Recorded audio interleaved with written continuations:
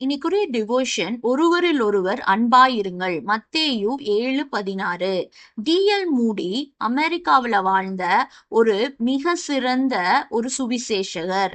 சாதாரண விவசாய குடும்பத்துல தான் அவர் பிறந்திருக்காரு. குடும்பத்துல ரொம்ப ஏழ்மை நிலை காரணமா அவரால படிப்பு கூட தொடர முடியாம தன்னுடைய 17 ஏஜ்ல அவருடைய சொந்தக்காரவங்களோட செருப்பு கடையில ஒரு ரைட்டரா வேலை பார்த்துட்டு வராரு.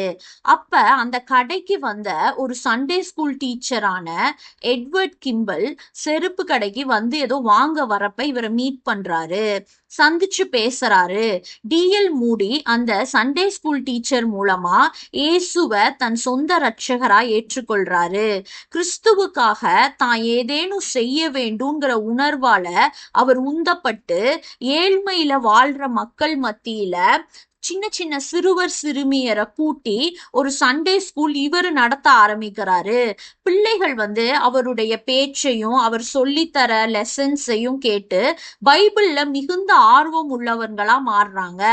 சுமார் 600க்கும் மேற்பட்ட பிள்ளைகள் அந்த சண்டே ஸ்கூல்ல சேர்றாங்க.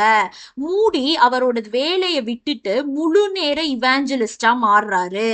ஆத்துமாக்களை கிறிஸ்துவுக்கு ஆதாயம் செய்வதுல ரொம்ப வைராக்கியமாக செயல்படுறாரு. அவரை வெறி பிடித்த மூடி அப்படின்னு தான் சொல்லுவாங்களாம். அமெரிக்காவுல உள்நாட்டு போர் நடந்து கொண்டிருந்த காலத்துல கூட இவருடைய ஊழியம் மிகவும் விசாலம் அடைஞ்சு போகுது. டேவிட் முகாம் அப்படிங்கிற இடத்துல ராணுவ வீரர்களுக்கு போய் பிரசங்கம் பண்ணுவாராம். அதே வேளையில போருக்கு போய் அங்க காயமுற்று வரவங்கள ஆறுதல் படுத்துவாராம்.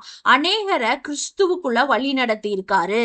சண்டே ஸ்கூல் ஆசிரியரா இருந்த எட்வர்ட் கிம்பல் டி.எல். மூடிய விதைத்த வித்து முழு உலகத்துடைய எழுப்புதலுக்கும் காரணமாயிருந்தது. அவர் எப்பொழுதுமே அவருடைய பிரசங்கத்துல பிரசங்கிக்கிறப்ப என்ன பண்ணுவாருன்னா, தேவனுடைய அன்பு தான் மகா பெரிய அன்புன்னு எல்லா பிரசங்கங்களையும் மோஸ்ட்லி சொல்லிடுவாராம்.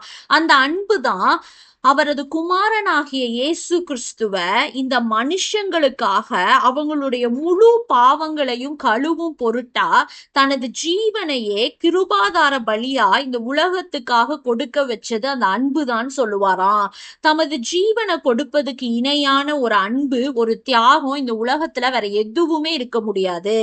ஒருவரில் ஒருவர் அன்பாயிருங்கள்னு தான் இயேசு கடைசி நேரத்துல கூட அவங்க சீஷர்கள்ட்ட சொல்றாரு. அதை சொல்ல என்ன காரணம் இருந்துச்சுன்னா, நம்ம ஒருவரில் ஒருவர் அன்பா இருப்பத பிறர் பார்க்கிறப்ப நம்ம தேவனுடைய பிள்ளைகள் அப்படிங்கிறத கண்டு கொள்ளுவாங்க. பிறர் நம்மில் தேவனை காண்பதற்கு நம்ம கனி தரவங்களா வாழணும். நம்ம வாழ்க்கை பிறரை கிறிஸ்துவுக்குள் நடத்தணும். தேவ நாம மகிமைப்படும்படி நம்ம வாழ்க்கை அமையட்டும். நாங்கள் ஒருவரில் ஒருவர் அன்பு கூற கிருபை தாங்கன்னு நம்ம எல்லாருமே ஒவ்வொரு நாளும் ஜெபிப்போம். ஆமேன்.